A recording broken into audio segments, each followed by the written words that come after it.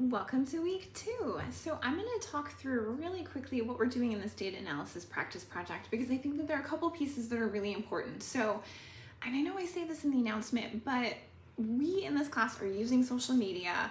Not everybody does, and you don't have to after this class, but it is the easiest way to look at web writing and the data that's associated with it. It is very difficult to, or you have to have all sorts of passwords to get access to who's clicking on web pages. So if we look like, or if we talk the Millersville pages, there are analytics that run behind all of those pages to see what are the Millersville's pages that are clicked on the most and where are people coming from to get to those.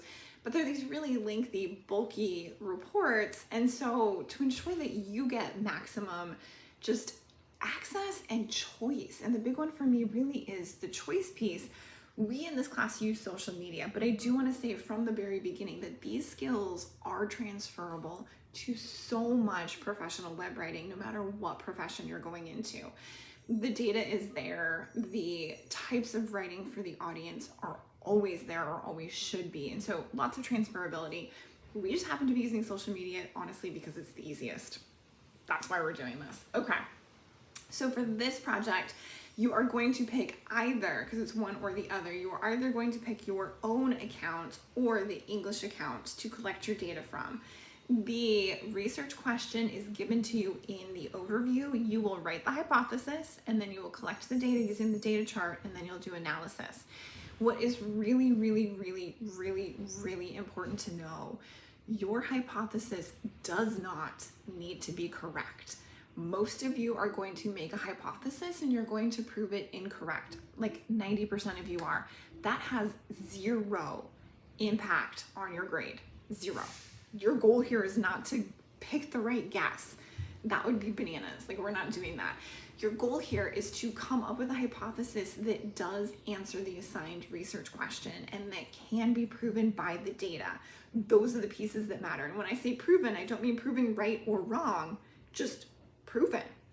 Does the data show what you're saying it's showing, and then can you analyze it to actually pull that out and flesh out that particular idea? That is the whole goal of this project, is to practice that.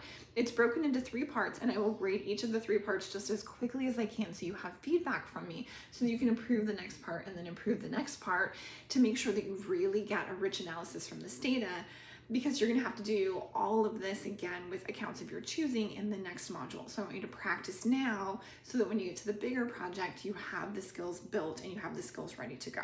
Okay, if you have any questions at any time, you can send me a Tumblr post, you can send me a quick email, and I can meet you on Zoom for office hours. Your choice. Just remember, key to this module, your hypothesis does not need to be correct. Being correct or incorrect has no impact on your grade.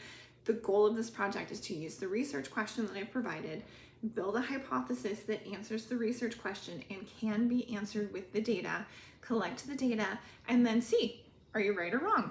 And then build the analysis, analyze the data, show me.